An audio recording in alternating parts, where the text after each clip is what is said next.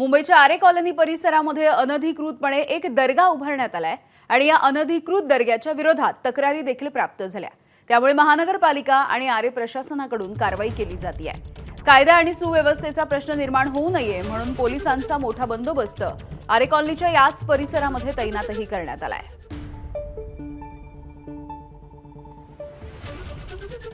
Bandra railway station बाहेर तोडक कारवाई नंतर आता आरेच्या एका सेक्शनमध्ये जे तोडक कारवाई आहे ते आपल्याला पाहायला मिळत आहेत।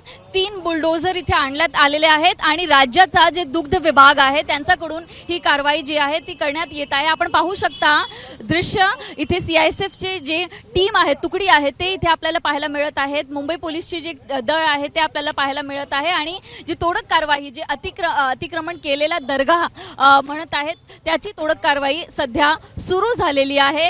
खूप मोठा बंदोबस्त पोलिसांचा आपल्याला इथे पाहायला मिळत आहे आणि या गोष्टीबद्दल बोलायला गेलो तर एप्रिलमध्ये किरीट सोमय्या भाजप नेते इथे आले होते, त्याने याचा मुद्दा उचलला होता आणि नंतर आता राज्य सरकारकडून या जागेवर जी तोडक कारवाई आहे ते आपल्याला पाहायला मिळत आहे। तर आपण पाहू शकता मीडिया पोलीस सगळ्यांना इथे लांब ठेवलेला आहे की कारण बँड्रामध्ये आपण लॉ अँड ऑर्डरची जी सिच्युएशन बघितली इथे व्हायला नको, तर दृश्यामध्ये आपण पाहू शकता मुंबई पोलीसचा मोठा बंदोबस्त इथे पाहायला मिळत आहे। कोणालाही आज जाऊ देत नाहीये आणि जे अधिकारी आहेत जे कर्मचारी आहेत त्यांनी हे बुलडोझर कारवाई जे आहे ते सुरू केलेली आहे। इथे आरेच्या युनिट नंबर जे 32 आहे तिथे पूर्णपणे ही तोडक कारवाई आपल्याला पाहायला मिळत आहे। आता बँड्रा रेल्वे स्टेशन नंतर ही महाराष्ट्र सरकारची मोठी तोडक कारवाई।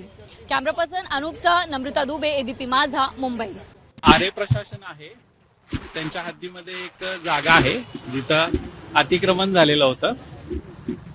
त्या अतिक्रमणाच्या विषयामध्ये संबंधित ज्यांनी अतिक्रमण केलेलं होतं एक वानखेडे म्हणून आणि अजून 2-3 असे ट्रस्टचे एक ट्रस्ट स्थापन केलेली होती। एकाचं नाव वानखेडे आहे आणि दुसरे 3 जण आहेत त्या ट्रस्टमध्ये। तर त्यांना त्यांनी नोटीस दिलेली होती की आपली इथून 21 तारखेला अतिक्रमण आहे ते आपण काढून घ्यावं किंवा आपले काही लीगल डॉक्युमेंट्स असतील तर प्रोड्यूस कराव्यात। एबीपी माझा, उघडा डोळे बघा नीट।